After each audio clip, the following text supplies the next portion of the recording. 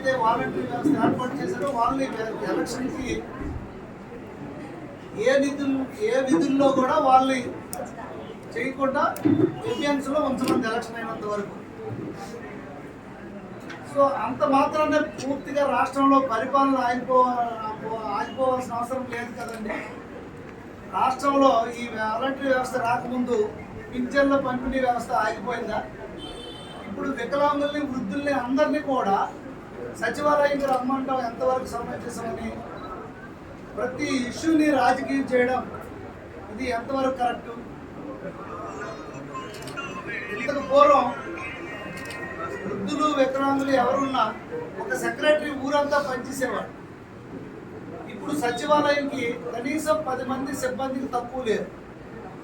వాళ్ళతో పింఛన్ పంపిణీ చేయాలంటే ఒక పూట పని. ప్రతి దీన్ని రాజకీయంగా వాడడం, రాజకీయ లబ్ధి ఎలా చేకూరుతుంది అనే అధికార దాహం తప్పితే చిత్తశుద్ధి, చట్టసభల మీద ఎలాగా గౌరవం లేదు, పరిపాలన మీద కనీసం చిత్తశుద్ధి లేదు ఈ ముఖ్యమంత్రికి. రాష్ట్రంలో పింఛన్లు 1వ తారీఖు ఇవ్వాలి. ఏమంటే ఇయర్ ఎండింగ్ అంటారు. అలాంటప్పుడు 31నే మీరు విత్డ్రా చేయాలి. ఇప్పుడు కూడా 3వ తారీఖున ఇస్తామని మళ్ళీ ఇక్కడ ఇస్తున్నారు. పింఛన్ల డబ్బులు మొత్తం పక్కదారి పట్టించడం.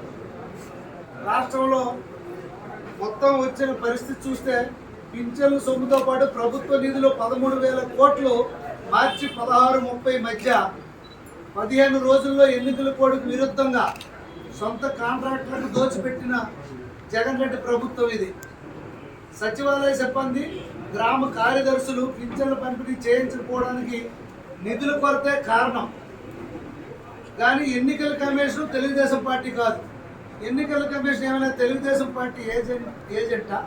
అది ఒక స్వచ్ఛందంగా పనిచేసుకొని కేంద్ర ప్రభుత్వ సంస్థ, ఇండిపెండెంట్ సంస్థ. ఎలక్షన్ కమిషన్ తీసుకున్న నిర్ణయం, ఈ నిర్ణయం తెలుగుదేశం ప్రభుత్వం కాదు. ప్రజలకు తప్పుదోవ పట్టించి తప్పుడు ప్రచారాలు చేస్తున్నారు. ఏప్రిల్ 1వ తారీఖు నుంచే ఇంటి వద్ద పింఛన్లు పంపిణీ చేయాలని జగన్ రెడ్డి ఎందుకు ఆదేశాలు జారీ చేయలేదు? ఖజానాలో నిధులు లేకనే కదా. 100% దీనిపైన మీరు సమాధానం చెప్పాలా. 1.35 లక్షల సచివాలయ సిబ్బంది ద్వారా యుద్ధ ప్రాతిపదికన పింఛన్ల పంపిణీ ఇంటి వద్దే పంపిణీ చేయడం చాలా ఈజీ. నేను ఇంతకుముందే చెప్పాను, గతంలో ఒక సెక్రటరీ, విఆర్ఓ మొత్తం ఊరంతా వెళ్ళి